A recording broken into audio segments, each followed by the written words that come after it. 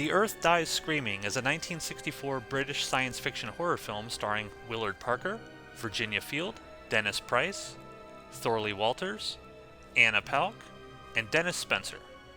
Trains derail, cars crash, and planes drop out of the sky as almost every person on Earth dies at the same time due to a mysterious gas attack. A group of strangers hole up in a building in a small British village trying to figure out what has happened.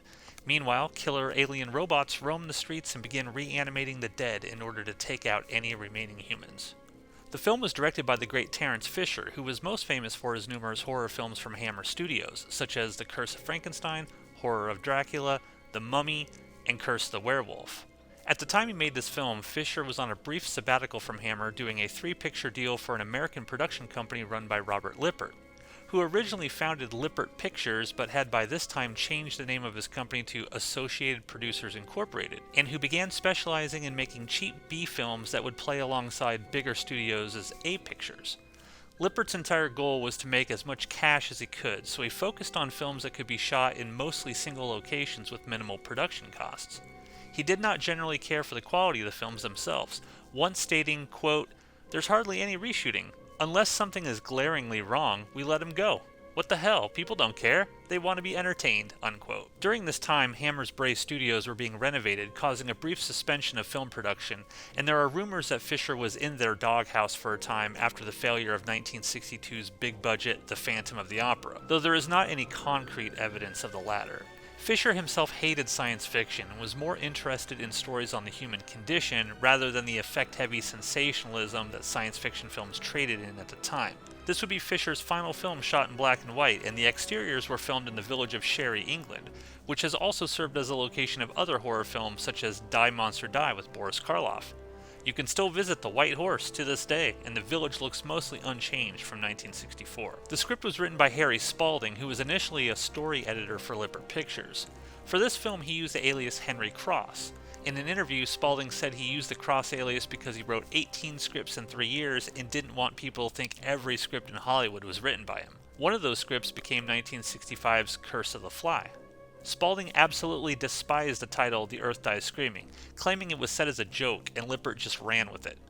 Spalding's script sets up many interesting character moments, such as when Mel attempts to burn cash only for Quinn to try and save it from the fire even though it's worthless in this new world.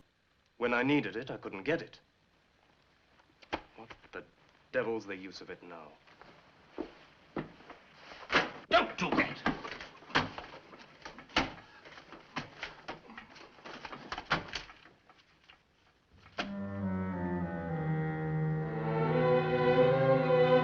Quinn himself, easily the most despicable character, sort of randomly just gets away, and the audience is denied seeing him get his comeuppance, a rarity in films of that time.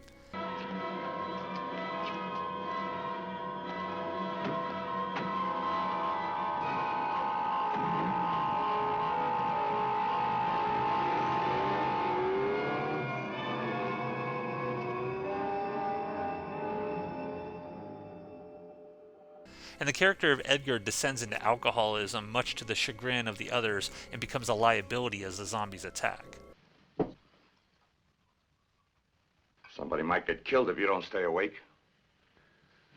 My doctor says I'm taking the same chance with this. Why drink if it's going to kill you? Well, I don't normally, just occasional drink at a party. Well, what difference does it make now? Makes all the difference in the world. You're needed now. You know, I think you're whistling in the dark, Nolan. We are never going to get out of this wretched village. There's a lot of interesting stuff to latch onto here, and Spalding tried at least to give the first 2 acts of the film some substance. The score of the film was written by Elizabeth Lutyens, who was a noteworthy avant-garde musician and the first woman to score a film in England. The score has a very unsettling feel to it, which lends itself perfectly to the subject matter.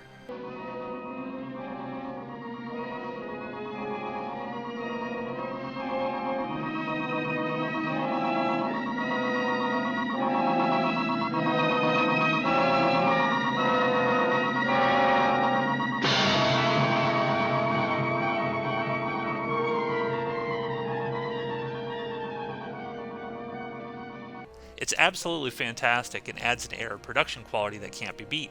Lutyens, aside from being a rare female film composer during this era, previously scored Freddie Francis's Paranoiac, and would go on to score a number of horror films including Dr. Terror's House of Horrors, The Skull, and Theater of Death.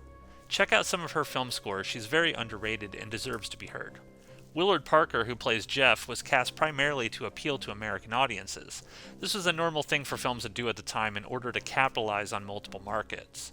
Willard was mainly known for westerns, and this was the penultimate film of his career. Virginia Field, his real-life wife, stars as Peggy. Her real name was Margaret, however she was a real-life distant cousin to Confederate General Robert E. Lee from the U.S. Civil War, and took the stage name of Virginia to honor her cousin's home state. Dennis Price, who plays Quinn, was a well-known character actor who played bad guys in numerous films. His late career would be dominated by schlock horror in the 1970s, appearing in such films as Jess Franco's Vampiros Lesbos and Dracula Prisoner of Frankenstein. Anna Pauk, who plays the pregnant Lorna, appeared in minor roles here and there in the horror genre, including The Frozen Dead and Tower of Evil. Thorley Walters, who played the drunken Edgar, was a good friend of Terence Fisher and was often cast in his films. He'd go on to work with Fisher in Dracula Prince of Darkness, Frankenstein Created Woman, and Frankenstein Must Be Destroyed. The film was budgeted at $100,000 and had a 3-week production schedule, longer than most of Lippert's film productions. The majority of the film was shot at Shepperton Studios, and in fact, the shot of the man on the grass at the very beginning was done on the lawn of the Littleton Manor House, which happens to be where Sigourney Weaver tested the flamethrower for aliens. The opening sequence involves a number of alternate shots and stock footage from other films.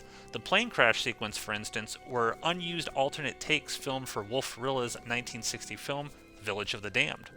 Now, the film shares a very noticeable similarity in terms of tone and imagery to the Vincent Price star The Last Man on Earth, also released in 1964 and also produced by Lippert. Both films involve nearly all humans having been killed, with a few survivors trapped in a locale trying to survive. George Romero would go on to make Night of the Living Dead 4 years later in 1968, with much of the same imagery and setup. Romero himself stated that his inspiration was Richard Matheson's I Am Legend, which The Last Man on Earth is an adaptation of. The shots of slowly moving reanimated zombies, a young couple driving past a cemetery, and a group of arguing strangers holed up in a single locale are very evocative of Night of the Living Dead, making it unlikely that Romero had not at least been aware of this film.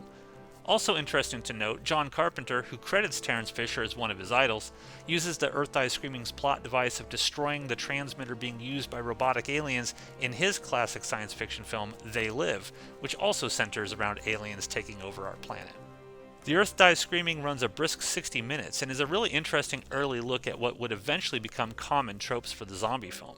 You can trace the DNA of modern zombie horror films back to this movie. Fisher's typical tight direction and wonderful use of framing give the film a sense of dread, and combined with Lutyen's score, make it stand out from other films of this era. The main problems with the film center around a shaky last act where the script loses its bite, and a generic happy ending that doesn't seem to fit the tone of the rest of the film.